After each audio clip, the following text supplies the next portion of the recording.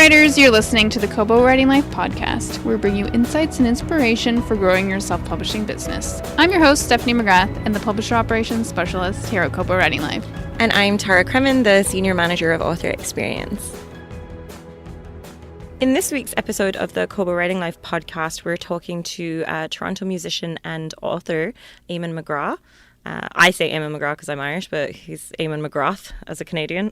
And we are not related, in case you were wondering. But yeah, he came to talk to us about his debut novel, Berlin Warsaw Express, which released in 2017. And it was basically written on the road as his life as a musician touring in Eastern Europe in kind of like the early 2010s-ish. And then it also what led him to doing into that. And he has his second book coming out called Here Goes Nothing, which is coming out in September, but the pre-order should be up now. So we'll link to that in the show notes. And he also talked a bit about touring because as he's both a musician and an author, it's surprisingly very different touring experiences, which I was kind of surprised by. Yeah, it was really interesting to hear the differences as like a solo musician versus like an author reading your book. And because you'd think it would be similar. Yeah. But I not at all. He was talking about how people treat him differently. Oh. He's just like, authors are revered. Interesting tidbits. Yeah, and then also he performed for us in our podcast room. He did a mini concert, so you can hear the song that he played at the end of the episode. We'll have the whole 3-minute song, I believe it probably ended up being at the end of the episode. Yeah, just had our very own Kobo little tiny desk concert. We totally did. So please keep listening. My first question is, are you and Steph secretly related? Apparently not. No. Before this tape was rolling, I asked full disclosure, and no. Stephanie informed me, no. You're actually Scottish. My father is, yes. And then he came to Canada, I don't know the year, when he was like 17, 18. And he didn't leave. Are his family Irish or Scottish? Or Scottish. Yeah. I love Scotland. So for any listeners who are unfamiliar about you, can you tell us a bit about yourself? Yeah, I'm a songwriter and author, originally from Edmonton, but I've been based in Toronto for going on 12 years now. About to put out my second book called Here Goes Nothing, which lands in September. I just put out a record called Guts, which came out last September. And I write, tour, record. That's what I do. So have you always written? Yeah, I was back when music journalism existed. I was a music journalist for a long time. That put me through university. In Alberta? Yeah, I wrote for the Edmonton Journal and C Magazine, and then a lot of those publications they don't have the music or arts coverage that they used to. It's just, it's kind of I'm being facetious when I say back when music journalism existed, but it actually, it doesn't exist in the same way at all as it used to. Anyway, that's how I started writing, and my first book came out in 2017. I was touring Europe pretty much nonstop. Yeah, just absolutely torrential level for most of my 20s. I used to go over there alone with a guitar and a backpack and play. Once I did, I think 62 shows in 58 days, just a crazy amount of playing. And then I would tour pretty much mostly on the railroad, on the Deutsche Bahn. So I wrote a book about my experiences doing that in the mid-2000s that came out in 2017, and then I guess that kind of is how I became an author. Yeah. Your book was submitted for the Kobo Emerging Writers Prize, which is how I read it. Okay, right. Yeah, I remember that. So we judge this Writers Prize every year, and they send us the giant slew of books, and then it gets filtered up to other people deciding. Right on. But yeah, I enjoyed your book a lot. It really reads like a very quick kind of, it reads like it's exhausting not reading it, but yeah. You know what I mean? I've had a couple people tell me that. Yeah, you very much express the kind of just how you're constantly on the go. Yeah, and back then I led a very different kind of lifestyle. I'm not as excessive in my consumption and in my substance abuse, I don't think, anymore. You are drinking a beer right now. I'm drinking a beer right now, but back then it was pretty out of control. And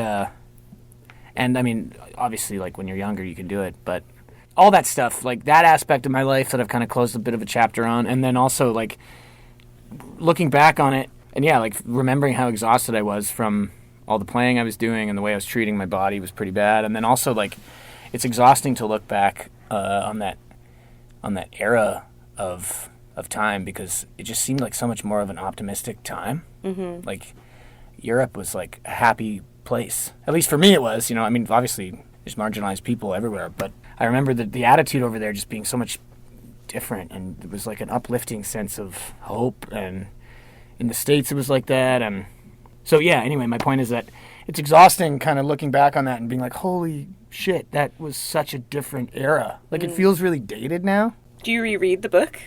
I mean, I've done it maybe like once, but I mean, when you do readings or whatever, you have to read more than the 2 or 3 passages that you usually do. I mean, it's kind of weird thinking about how far away in time that feels now, So the book is sort of like a travelogue musical memoir. Is that an accurate way to say I mean, it? it's like a heavily fictionalized account of what I went through. Right. Do you journal on the road? Is that how you? Yeah, like that.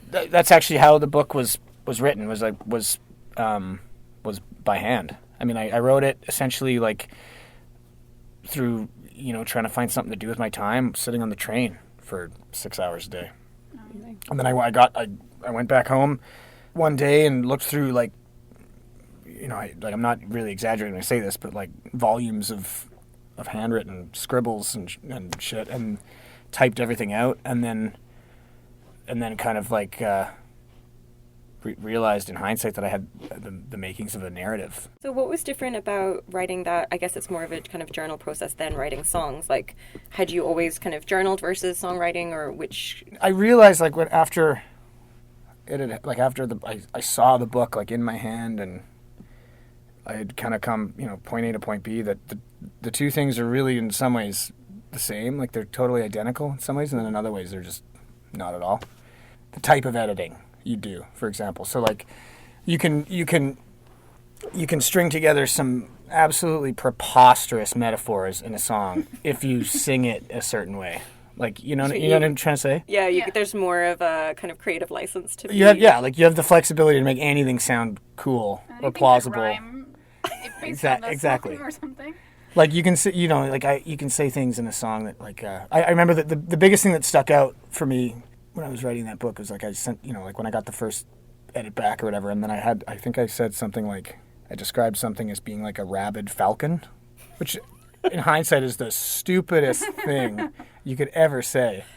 And I was like, yeah, of course, like, birds don't get rabies, idiot, Anyway, but I remember being like, but I feel like someone, like, you could probably use that metaphor in a song and get away with it somehow. Yeah. I've heard lyricists say even crazier things than that, and you're like, oh my God, that's such a good line.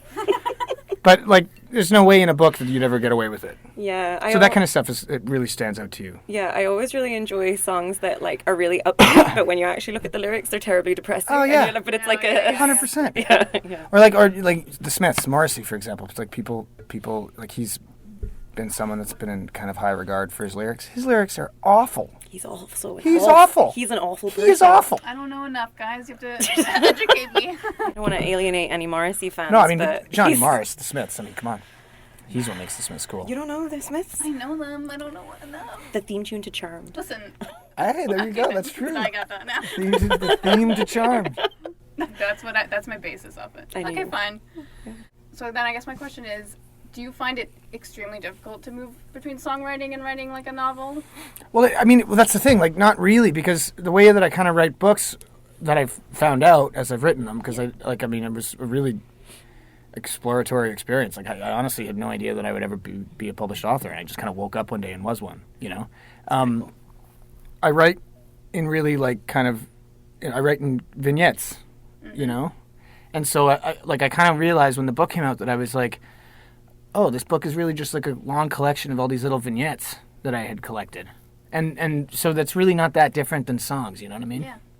And you put them all together, and then you have an album, or you have a book. So yeah, it's not really that different in some ways. And then in other ways it's like a completely different art form, I mean, it is a completely different art form, but it's like, it's hard to describe it like that when you put out a book that you think fits into the same sort of trajectory or canon as all your albums.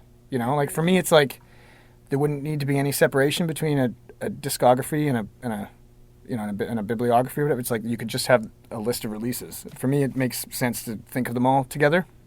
So in that way, it's like like it's hard to sort of think of them as different things, even though they're polar opposite. So as you're kind of, the book is very specific about like traveling through mostly Eastern Europe and like obviously the Warsaw, the Berliner Warsaw Express. Warszawa. There we go. You're presumably kind of touring like a specific record, or I mean, there's a couple of years that the book is kind of covering.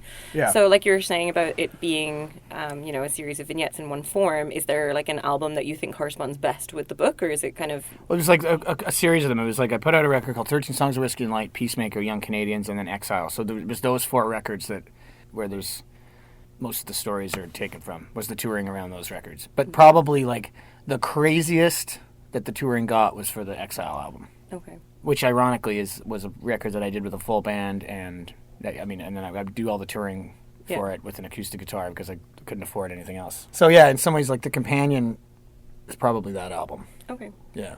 Even though it's like probably my least favorite record that I've done, it was the record that I probably toured myself to the brink of death for. Yeah, and then I got a book out of it. So I'm actually kind of thankful that I put it out. All right, so it was like good to get that experience to kind of be able to... It was a record that not that I don't like the record, but it's like I would have probably made it in a different way than I had if I was about to make it this week. Your book opens with like the most harrowing thing that I think stayed with me for ages. Your story about your teeth is very upsetting. Yeah, that hurt. Do you want to tell stuff? Yeah, tell me. Yeah, I mean, I had kind of recently moved here, and I was climbing on a roof on Bloor and Ossington, and I fell off and hit my face and lost some teeth. The wall. It's a lot more exciting in the book, but that's pretty much the gist of it. Yeah. But no, I like the theme throughout, but that really made me kind of cringe a bunch of times. I was just like, no. Don't love that. Yeah. So then for your second book that's coming out in September, was the writing different, did you find? Is it the same kind of like fictionalized? Yeah, it was the same, more or less the same process, and it kind of like sort of expands on the same themes. It's like this book sort of takes like the experience of touring completely alone and being only surrounded by your own thoughts and going, like sometimes it was like 12 hours in one day without saying a single word to anybody. Total like Wilson, the volleyball, like you know what I mean, total castaway moments or whatever. And this book is about touring with a full band, so it's like there's more perspectives, there's more dialogue, there's more places, there's more people involved in the stories. It's just kind of expands on the idea of touring. And so are you covering the same cities? There's a lot more of it takes place in North America. Okay. So there's a lot more stuff that happens in the States and in Canada, and it kind of parallels North American touring with European experiences. So the idea of the book is that there's these 2 tours that happen on different continents, different points in time in the career of one musician, or it could be possibly 2 musicians. But anyway, these 2 sort of points in time are woven together with the idea that there's this sense of perpetuality with the van wheels turning, and that you think that you're aspiring to something as a musician that sometimes you never attain. Like you never attain a certain level of success that you think is going to happen to you. You're just like constantly spinning like a van wheel. And so with that comes this idea that, there's this circular nature to time and geography. And so that's kind of the concept of the book. Mm-hmm. And yeah, like all that you can only really tell that story if you involve more voices, Definitely. So I had to add people to the narrative. Did you take from real life? Yeah, I mean, like lots of it is under-exaggerated, like just like the first book. It's like some of the stories are actually crazier in reality, and I toned them down, and then other stories were definitely over-exaggerated. And then, I mean, like I've done, like, I'll take lots of things that the conversations that I had with one person and splice them together with someone else in a different city, and 10 years later after they happened or something. Like, I take lots of liberties. Yeah, you don't have to worry about people calling you on things, like you're just getting permission. I don't really care if people do either. Before I was going to put the first book out, so my editor was just like, I had real names in the manuscript. Okay.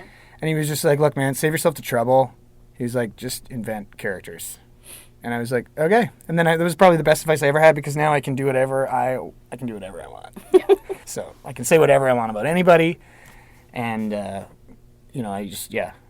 can take whatever liberties I want to. Yeah, I guess that's good advice. So how did you bring your book once, say your first book, and just like what was the process of getting an editor and a publisher? It was like, again, in hindsight, I just kind of woke up one day and like had a book deal. It was really weird. Like I People are going to be like, what? yeah, I know. I realize I do not take it for granted at all. I was super fortunate. I definitely benefited from having like a long touring history and playing music in Canada and touring internationally. So I knew lots of musicians, and I knew lots of musicians that were also authors. Okay. One of them in particular that I really trust is Dave Bedini. He's kind of a good friend of mine, and him and I lived in the same part of Toronto, like a couple blocks away from each other for years.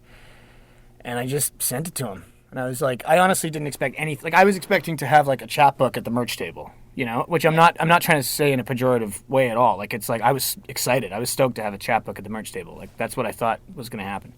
Mm-hmm. And he was just like, let me make a couple phone calls. And he literally, like, a week later, I had a meeting. Jeez. Yeah. It was pretty awesome. Like, I mean, thanks, Dave. I owe you one. But, like, I was really fortunate and really lucky. And he gave me some incredible advice, and he was really, really insightful about who to show it to, and he knew exactly what to do with it and where to take it, and it really worked out. So That's awesome. I have like no complaints at all about You what had happened. like a little publishing mentor. It was like it was one of the most seamless experiences of my life as an artist. Like I have been playing music professionally for almost 15 years now, and the experience of putting out that book was easier than making any record I've ever made. So, do you think any of his advice our listeners could? I guess I don't know. I mean, the point is that I had something written. I had a finished thing. Like, so I wrote, and that's the bottom line. Like, if you want to be a writer, just put your ass in the chair and write.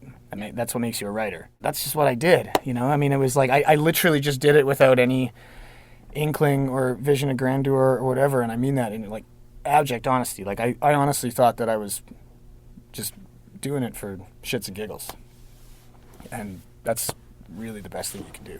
Did you have like a writing process, like you're gonna write every day? I mean, like I said, it was accidental. I was just like, I'd be in Krakow and I'd drink like half a liter of vodka with someone and like have some conversation about like communism, and I'd wake up in the morning and just try and remember everything they said, and I'd write it all out. I was just going to say... really easy. Yeah. I was just going to say that you weren't writing after the vodka, because you're just like finding something, you're like, I think this was good, but I can't tell. Yeah, I mean, like, and then the other thing is that I do want to make clear is that it was like, the act of like writing everything initially was like really, really easy, but then like taking everything and editing it all and crafting something out of it took a lot of time, Yeah.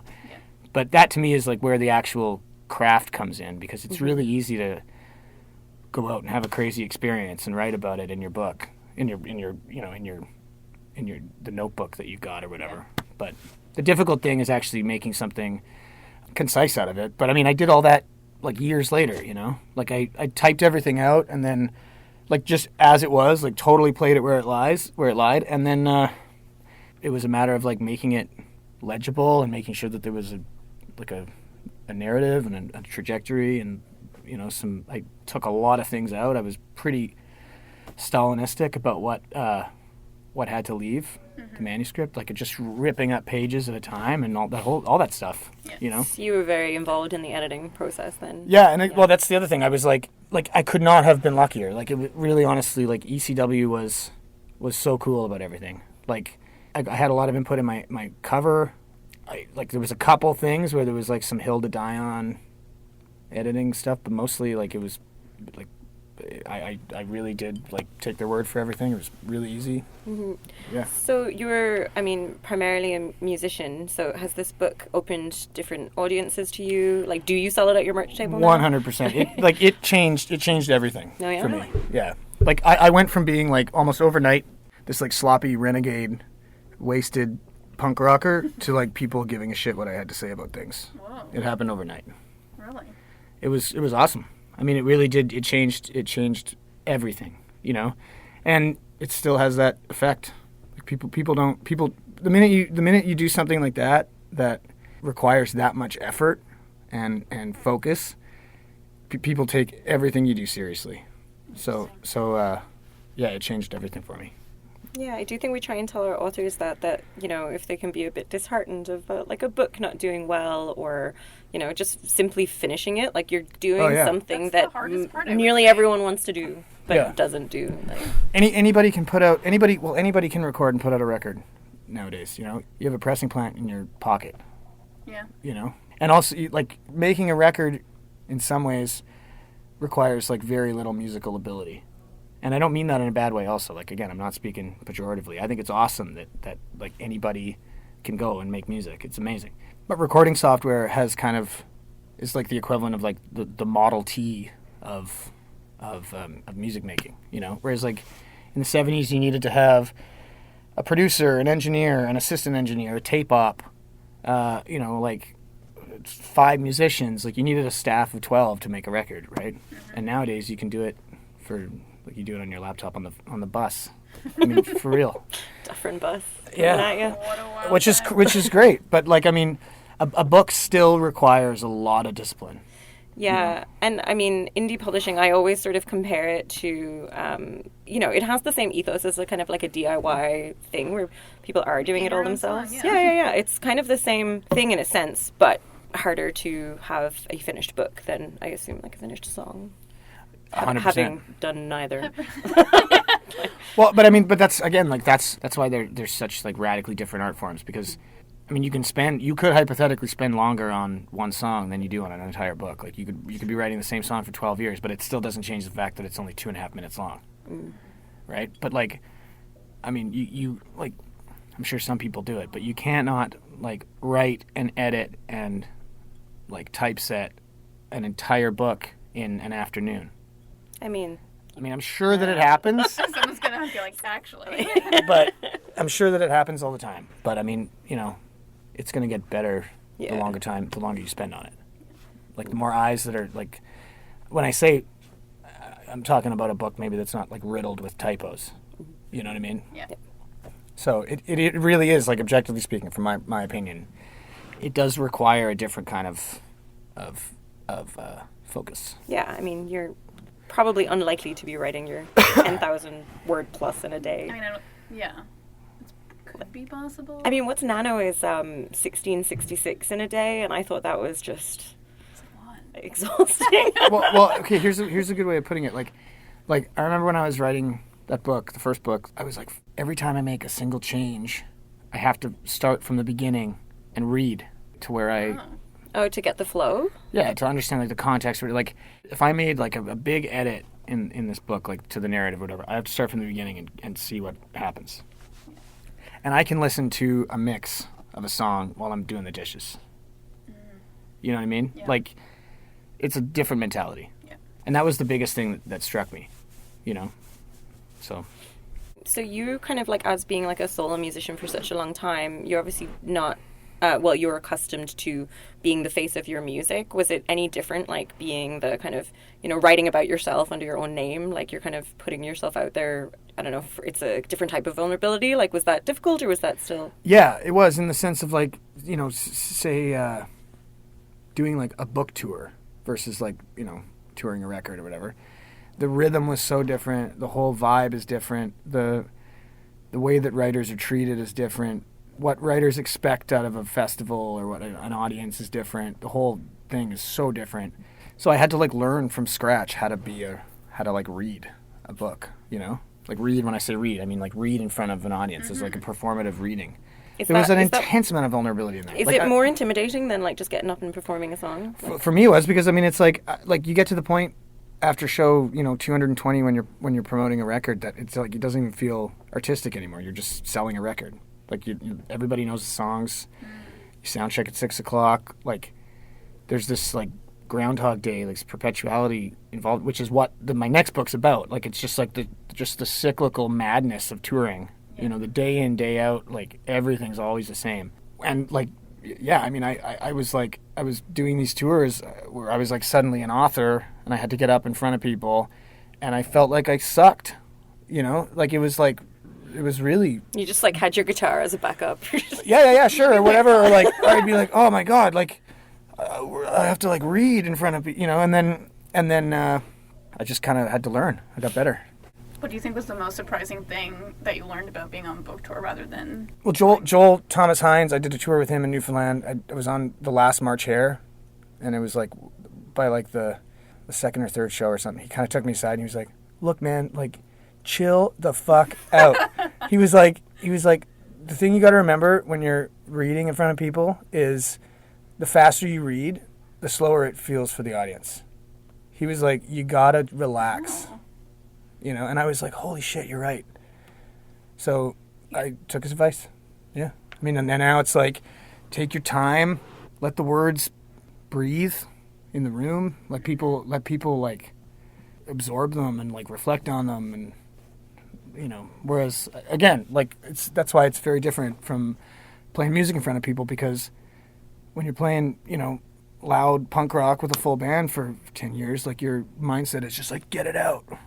I guess it's more like anonymous if you're in a band, kind of covering yourself, because you're just the one speaking and saying like, I wrote You got your drummer to rely on, you've got your bass player to... Or to blame. Yeah. There you go. Yeah. Did anything surprise you that you're like, oh, this is exactly the same between the two touring types? No, I mean, it's pretty different. Like... That's cool that it's so different. Yeah. I kind of think there'd be some similarities, but... I mean, the act of touring, I mean, like getting up in the morning and getting in a vehicle is all the same, But I mean, again, though, like reading book tours are like never as intense. They're just not intense. Like people screaming at you. Yeah, it's just not the same thing at all, Yeah, I don't think we've talked much about book tours on this podcast. No, I don't think so either. Yeah, it's like an interesting thing to think about. I guess a different time of day, right? You're probably on a lot earlier. Oh yeah, I mean, like it's a different universe, Like sometimes you don't even have like a PA. You're just like you're just kind of standing there. I'm gonna yell my book at you. Yeah. That's kind of like nerve-wracking. I feel like not knowing what exactly you should be doing. Yeah. At first, the adjustment was wild. Yeah. Wild. Because like there's nothing more conditioning than like doing the same thing over and over again, and that's what touring is like. 250 shows of the same shit, Yeah, it was awesome. I mean, it totally changed my perspective of like myself as an artist, the way audiences saw what I was doing. It makes you a better musician because you got to think, totally different sense about what it is to be in front of people, what performing is, like you're literally reading, but you're, you know what I mean? But you're like, but there still is like, now.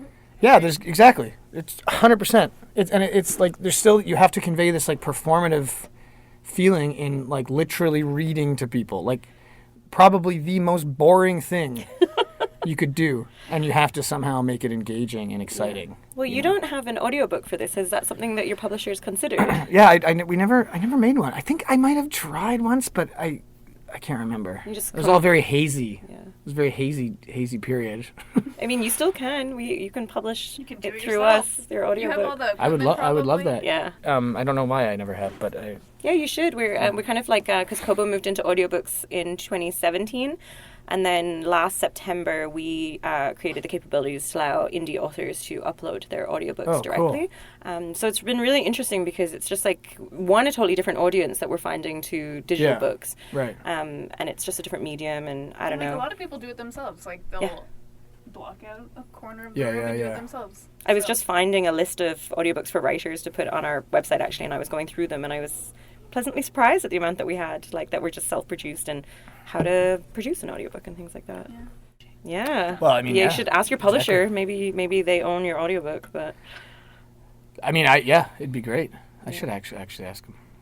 You were kind of saying as well that this book, or these both books, are kind of fictionalized versions of a travelogue, and there's like a lot of narrative prose in your writing. Have you ever considered moving into fiction, or is it, more fiction in a traditional sense? I know exactly what you mean. Yeah, I have, but I just never. It just hasn't happened yet, I guess. Yeah, I'd love to. I would love to do that. I mean, it'd be great. I mean, I'm really envious of those people. But at the moment, I mean, the stuff that I'm doing is kind of like, it's such a heavily fictionalized version of reality anyway, that I kind of feel like I do it already. Mm-hmm. Like, I think that, like, if I were to write, you know, a completely made up story, I would be taking so much inspiration from crazy shit that's happened to me anyway. That I'm sort of at this point where I think I'm checking off that box a little bit. I like the idea of maybe like starting with something that would be, you know, like a fictionalized memoir or whatever, and then realizing that you've actually got this, you know, this novel. You're sitting on a novel or something. That'd be amazing. I mean, but again, the way that things have kind of worked out for me, pretty sure that if that did happen, it would be something that was pretty accidental.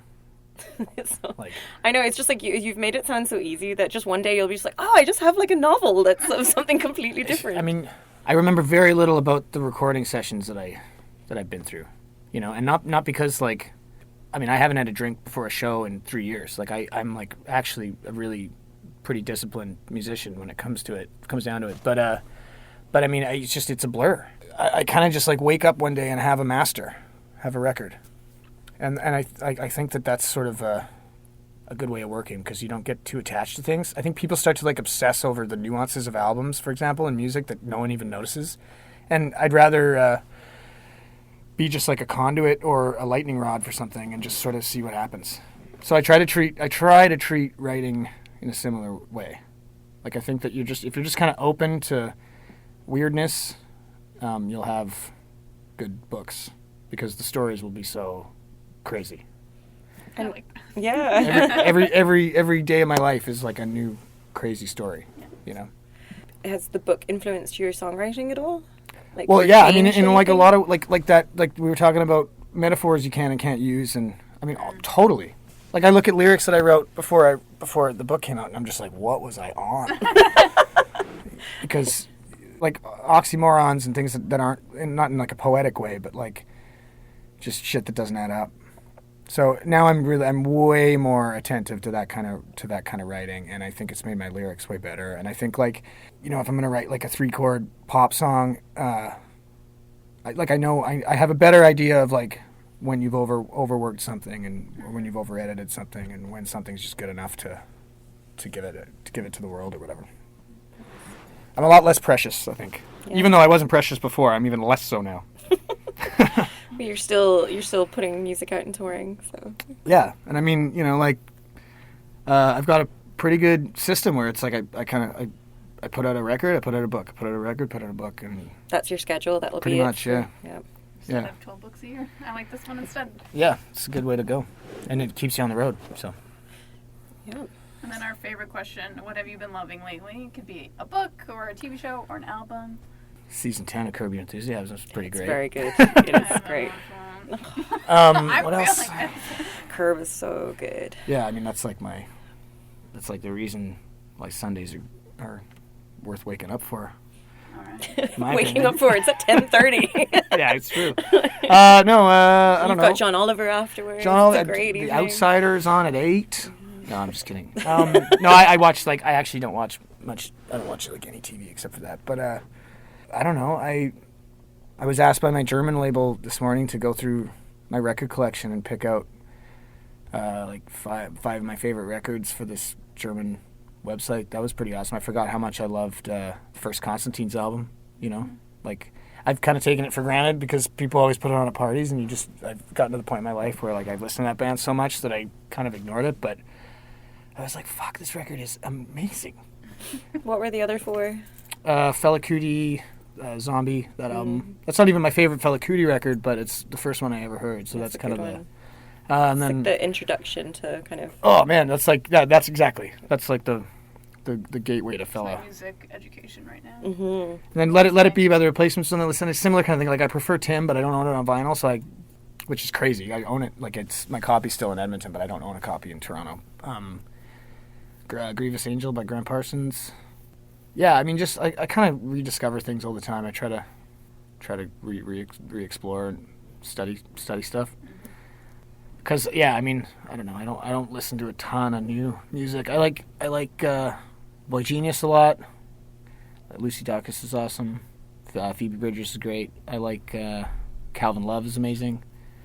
My friends Dead Broke, a really good band from town. They are working on a new record that I recently heard, which is really great. Nice. So when does your book come out? Your second book? Late September. I think September 24th is the date I was given. Cool. And it'll be on Kobo. I don't think it's up as a pre-order yet. I was looking for it, but I think it should be soon. By the time this airs, it should be up. Okay, we'll link to it in the show notes then. And you're touring soon? Yeah, I as of right now, I mean, I've gotten some news down the wire that a couple friends of mine have had some European tours canceled because of the coronavirus or whatever. But fingers crossed that still happens. We leave April 21st for Amsterdam.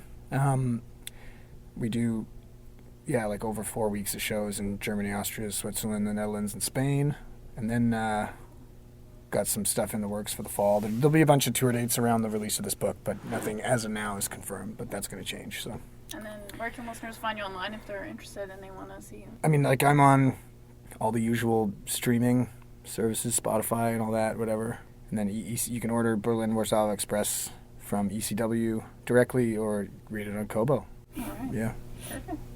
Thank you so much. Thanks for having me. Okay. Yeah, I know, this it is feels pretty very funny. weird. It's just like... Believe it or not, I've played to less people. Okay. Yes, this song's called In Like a Lion.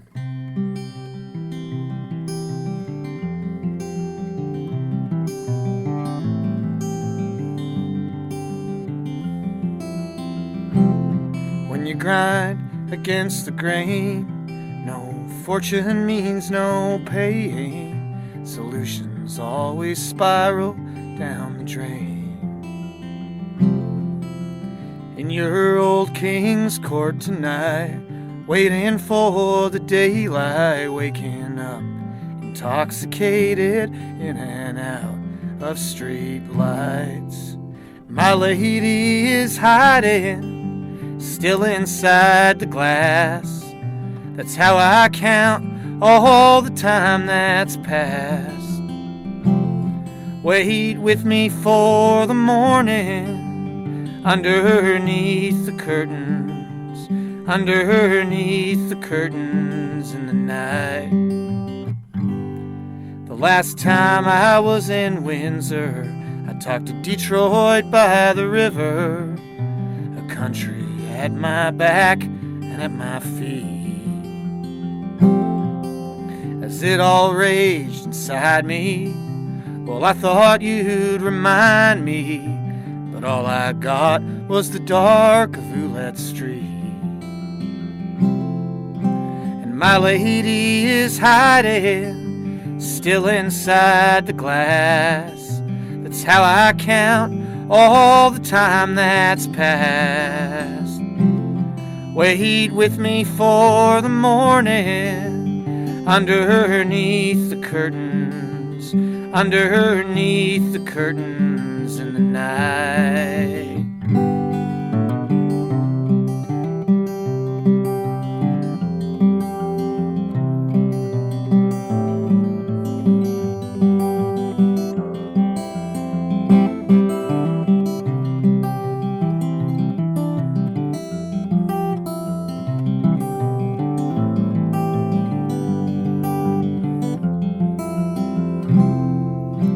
Can't have any carols when there's no Christmas cheer.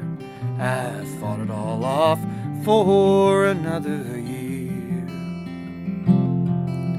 As it all boiled inside me, well, nothing laid behind me except the roaring of a lion and your tears. And my lady is hiding, still inside the glass. That's how I count all the time that's passed.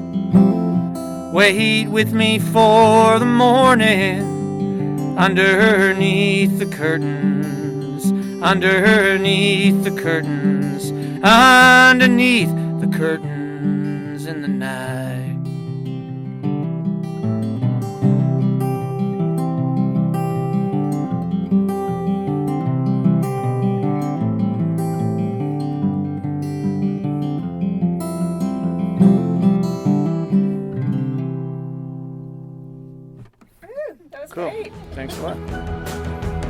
Thank you for listening to the Kobo Writing Life podcast. If you're looking for Eamon's titles, we will have linked to both books on our blog, or if you want to listen to his music, you can find his album Guts on all streaming services. And if you're interested in learning how to grow your sales, visit KoboWritingLife.com. This episode was produced by Tara Kremen and Stephanie McGrath. It was edited by Kelly Robotham, with music by Tearjerker and Eamon McGrath. Thanks so much, Eamon, for coming in and being a guest on our podcast. If you're ready to start your self-publishing journey today, sign up for free at kobo.com/writinglife. Until next time, happy writing.